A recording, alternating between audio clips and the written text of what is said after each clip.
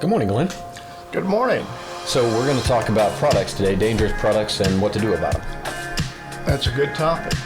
So first of all, I want to make sure that when we talk about this, we explain what we mean when we use some terms of art, because you obviously have been doing this for a few years now. What are dangerous products and how do they fit into our practice here? In their simplest terms, defective or dangerous products are ones which cause harm to people. The law of products liability is designed to prevent personal injury. They're not really directed toward economic injury.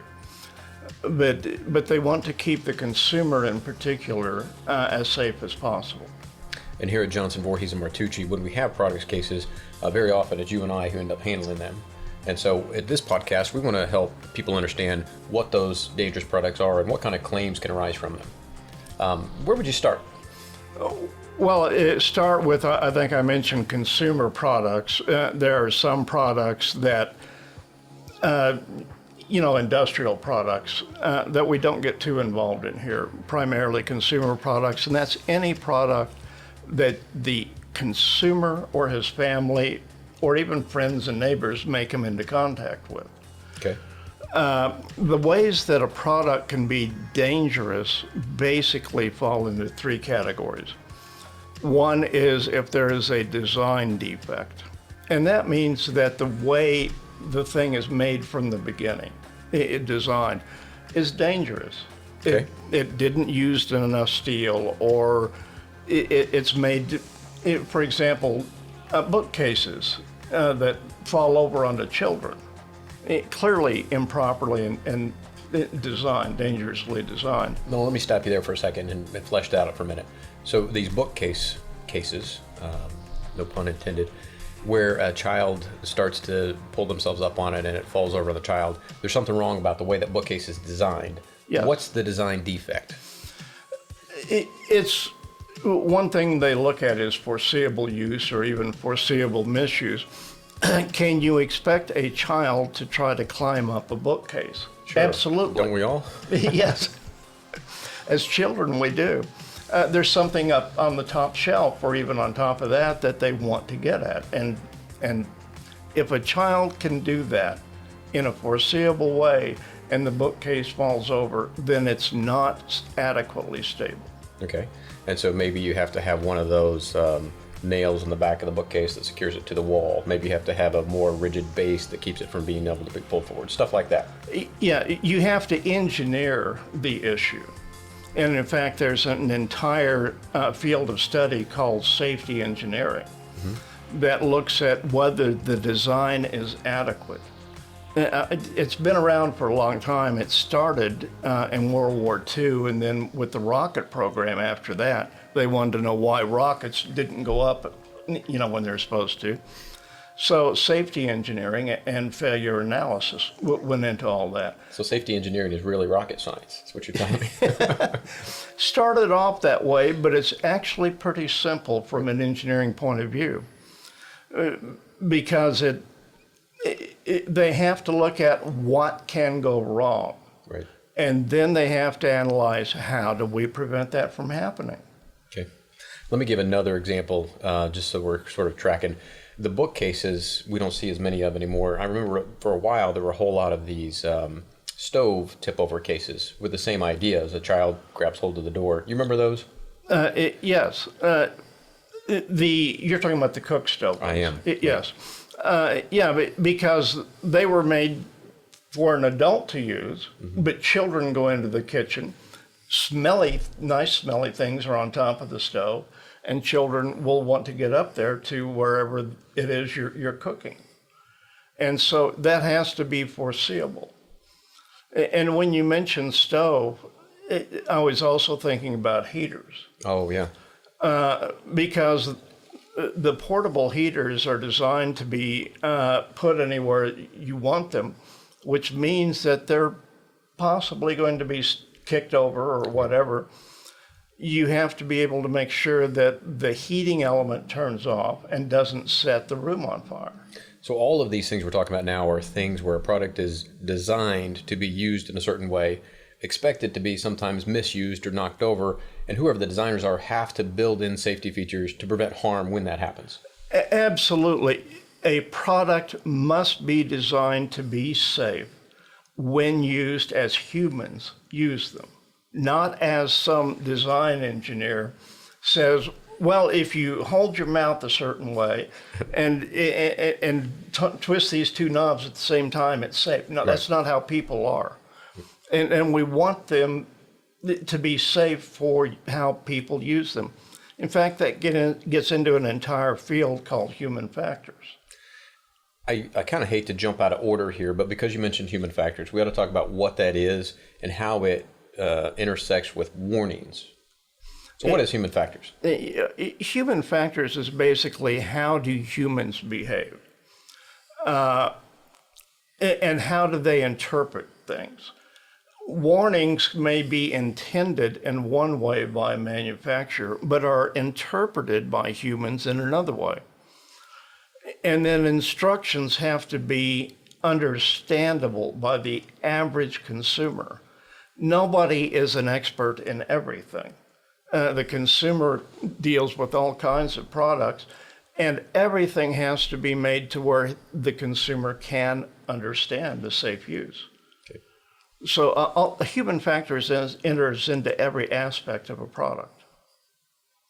One of the things that I think about when we talk about design defects and warnings is it okay to leave something in a dangerous condition if you warn about it, or No. if you can design it out, do you have to? No, there's different names for it. I like safety hierarchy. Right. And the first thing you look at as a safety engineer is first identify the problems. Everything starts from there. They have to look at it, not what did I intend for this to happen, but what might happen, what could go wrong. Once you identify those, the very first thing you try to do is design out the problem. For taking an absurd example, if something had a nail sticking up out of it, you identify that as a problem. The first thing you do is shorten the nail or remove it or somehow get rid of the problem. Sure. If you cannot eliminate the problem, then you say, how can I guard against it? And that's why all the machine guards, for example, exist. How can I physically protect against this? Only if you try those things and they're not successful, then you do rely on warnings and instructions. They are the least effective, and that's why they're reserved for only when nothing else can be done. Okay. Let me stop you for a second and talk about how this concept of product liabilities and warnings and defective designs is involved in our practice here. What kinds of products have you seen when people have been injured and come here at Johnson Vorhees and Martucci for help? Give us some examples. They run the entire gamut. They really do. There have been instances where there were deaths due to fires, house fires, and that could be due. In the past, we looked at things like Mr. coffee machines. They set off more than one fatal fire. And space heaters, like I said, ladders, and talking about ladder stands, which is a type of deer stand, a hunting stand. In the past, we've looked at some other types of products. I've handled defective automobile wheels, for example, that broke and caused a wreck. Just really, even a bug zapper caused a substantial injury to a person because the bug zapper caught on fire for lack of a 10-cent fuse and caused a fire which set off the house's fire alarm. The homeowner, a professional, came running downstairs in the middle of the night to see why his house was on fire and did he have to get his wife and child out. Right. It caused him to fall, and he sustained a serious injury to his shoulder that kept him from working in his profession. Wow. So that was all because of the lack of a 10-cent fuse. So it can be anything. There was one instance where there was a hood on a truck, a semi-truck. The hood comes forward, and the hinge had been redesigned, but no safety analysis had been performed of the redesign. They pulled the hood forward. The hinge failed, it broke. And so the hood, which is, even though fiberglass, several hundred pounds in weight, fell on top of the driver, causing serious back injury. So it can be a little bit of anything. The thing that I think is important for listeners or viewers to hear or see is that a lot of times what looks like an accident really isn't an accident. And I'll use your bug zapper or your hood case as an example. Is a lot of times what has happened is long ago in a boardroom somewhere, somebody has decided to save a couple of pennies by not including a 10-cent fuse or not running a safety analysis. And then maybe years later, something bad happens to somebody, and the person who got hit on the head with a hood doesn't know all that. All they know is they got hit on the head, and it's easy to blame the victim, to blame the person who was injured without going back and looking at that root cause. And that's one of the things that you and I spend a lot of time day in, day out is trying to figure out, was this an injury that was preventable and predictable? And very often it is, and unfortunately it comes back a lot of times to companies trying to profit rather than put safety first. I mean, that's what I see. Absolutely, because the board of directors sitting there on the top floor of the office building, they report to the investors. And the investors, unfortunately, don't say, how many lives did you save? They say, how much money did you put in my pocket? Right. And that's all the corporation cares about, therefore.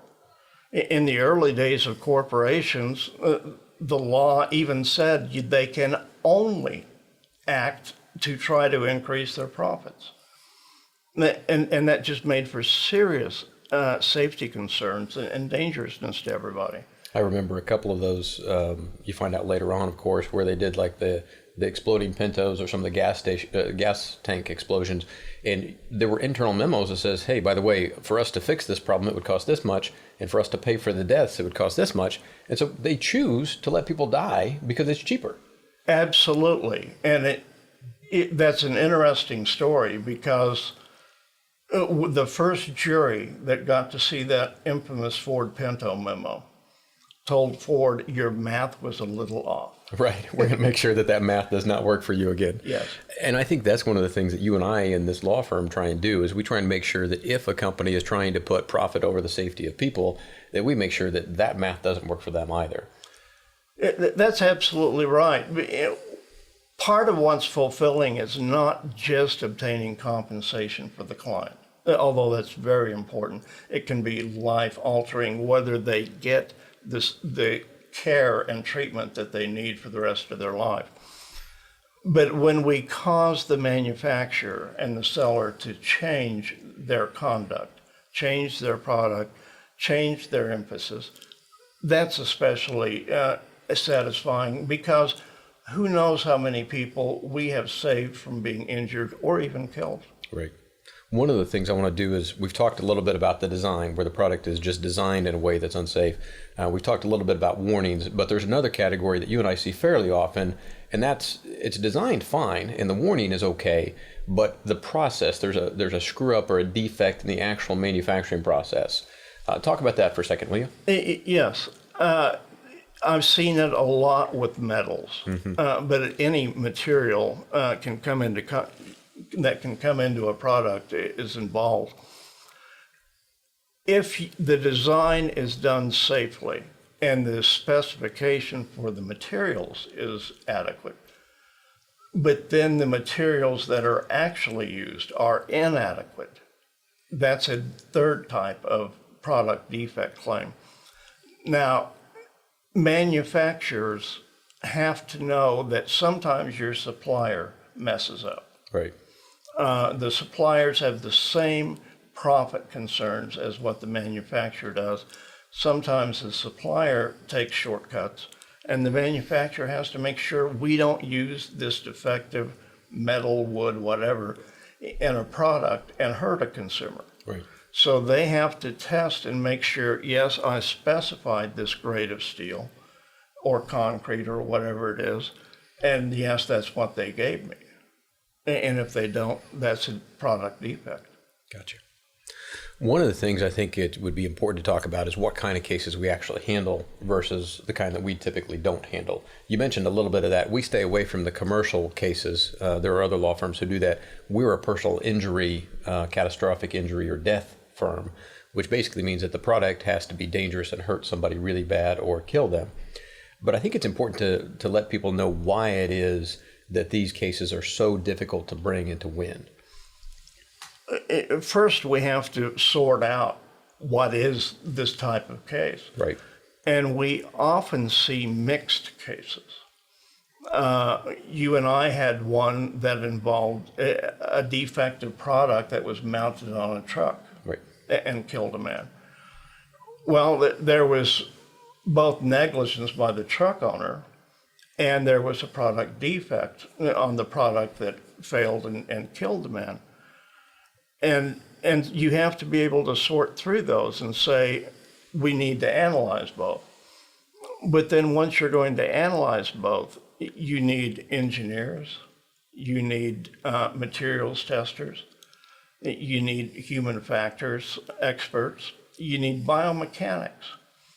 Because a biomechanic will often say, okay, if this product was designed to be used this way, but you try to do that, it hurts. Right. And so people won't do that. Right. And this is how they will actually use it. Mm-hmm. And it's foreseeable that they'll use it that way. That gets into both human factors and biomechanics. What are the ergonomics involved? And then even warnings and instructions has their own field of expertise. There's a separate set of standards applicable to that. And it's instruction. It's not enough to stick 25 different warnings on a product. If all they say is, don't do this, don't do this. The warnings have to be specific and they have to be pinpointed to the particular dangers involved. Manufacturers would rather just buy a bunch of random stickers put on the product instead of analyzing what does the consumer really need to know to use this product safely. It sounds like to bring a successful products case, we have to have a body of experts. I mean, usually these cases involve 4 or 5 different experts at least in various fields. And that means that it's going to cost money and time to bring these claims. What about on the defense, on the company? Do they typically just roll over and hand out money? No. And this depends in part on the type of claim that you have. If you have a manufacturing defect where they had one bad batch of material, they'll take a look at it and say, oh, okay, maybe we messed up this time. If it's the design of the product that this company makes its profit off of, they are not defending this case and this particular item. They are defending the entire product line and the entire profitability of the corporation, including the officers and directors' bonuses. Right. So they will defend it to the death. So basically, they're worried about if we pay out on this claim, we're going to have a whole bunch of other claims that are going to come down the pipe and we'll go bankrupt or whatever. Absolutely. Never mind the fact that all these other things are hurting or killing people anyway. Yes. Right. Got it. Because it's all about money for a corporation. I hate to bring up this topic right now, but because you and I have had a number of cases recently where this has come up, I want to mention it. What about when the product comes from overseas? For example, China. We have a number of times where products come from China. What do you do in that situation where you're hurt by an out-of-the-country produced product? Well, when it's a Chinese product, first, China has minimal, if any, consumer protections. Second, you can't take a deposition in China. The way the laws are set up, I've read of one deposition taken in China in a civil matter. It just doesn't happen. And so you have to find somebody in the United States who's responsible. Now, assuming you didn't go to China and buy the product and bring it back with you, there probably is somebody in the United States that handled that product. Often it's a seller, and you can go after the seller. That raises problems. Just in fairness to whoever may be listening to this, a lot of people will go on the internet and order something that was made in China that's a piece of junk, that's unsafe and dangerous, but you can never figure out who you bought it from. Right. And so you may be seriously hurt and left without a remedy. But part of what we do is look for some connection, somebody responsible that knows they're selling bad products that can be held liable. And one of the things I want to make sure that people know is that for them to come here and talk with us about a dangerous product where they or a loved one has been hurt or killed is completely free. We will do this research. We will retain the experts. We'll figure out whether or not the product is truly dangerous, if there's a claim that you may have, and if we can get to whoever the responsible party is. And if we can't, it costs them nothing. Absolutely. If we don't take your case after investigation, you don't owe us a thing. And we end up investigating a lot more cases than we end up taking. Yes. One of the things that we have been successful at, though, is holding the retailer or the seller responsible. And you and I have talked about that before, and sometimes it's a little interesting to convince the jury that that's the appropriate person to hold responsible for.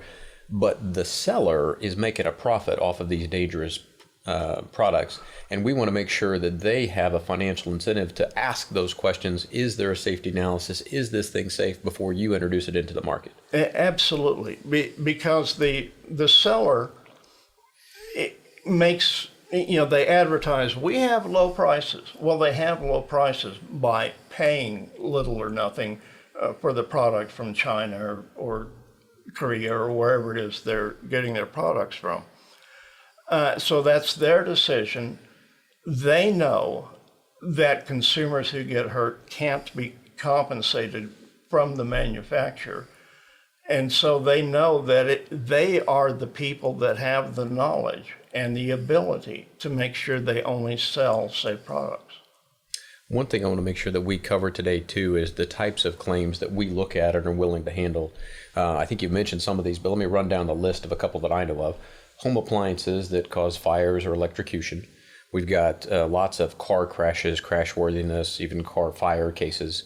We've got falling object cases, whether it's a bookcase, a stove, an overhead basketball goal, lots of different fall type cases.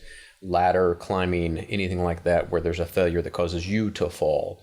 We have lots of explosion. I don't think we've talked about that yet. We've had we've had some fuel cell explosion cases, gas tank, propane cases. We've had more than our share of propane cases. Yes.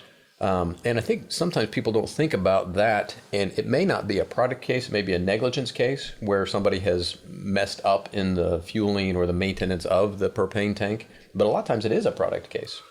And a lot of times it's both. That's true.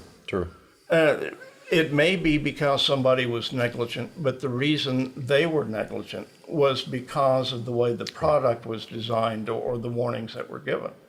And so that's another one of those types of mixed use cases that we have to be aware of when we investigate. I want to talk about one more thing, and that's the team of experts and the trial experience here that's required to successfully bring these cases to trial. We've talked about the number of experts. We're also going to have all the normal medical and damages, economists, vocational rehabilitation. And then I can't think of a product case that at least two attorneys here didn't work on. Usually it's more than two because they're just such a complex case. Yes. And so if you're injured by a product and you want somebody to investigate it, we want to make sure that you're going to a law firm that has the team of qualified attorneys and experts and the money to be able to investigate those fully. Yeah. We advance all expenses in the cases. In order to work them up properly, we have to have the money, the funds, always available to investigate the cases. And if we take them to work them up for trial. And the client doesn't pay anything to us, even for those expenses, until we get them a recovery. And I like product liability cases, and I know you do too, because it is probably one of the clearest areas where we know that these kinds of lawsuits, these kinds of claims make the world safer for all of us. And very often the people we're protecting are kids. Yes. they're not the ones who put something together to choose it, but they're the ones who are hurt, and the parents and others have a right to rely upon the manufacturer and the seller to only provide safe products too. Glenn, one of the things that we hear about from time to time is how are products cases different than, say, the simple run-of-the-mill fall-down case or a car wreck case? Is it basically the same thing, or is it markedly different? Markedly different, considerably more complex. As you can tell by the list of experts that we often have to hire in the case. Medical malpractice is probably the other highly complex type of case we handle here. And the product case often has more experts. Right. And that's on both sides. So we not only have to hire our experts and work with them in getting their opinions developed, we also have to go to wherever the defense experts are, pay them their deposition fee and take their deposition, and then prepare for them for trial. So it's very work intensive and very expensive. The other thing that may be important to talk about is very often the product maker has already had experts lined up and prepared their defense long in advance. I remind myself of the smoking defense, because a lot of times the injured person comes into court, and they've started preparing the case a year or two after they got sick. And you go back and you look at like Philip Morris, who hired experts and scientists and created fake data for decades to try and defend that case. Absolutely. Big Tobacco spent a lot of money early on paying scientists to produce false reports.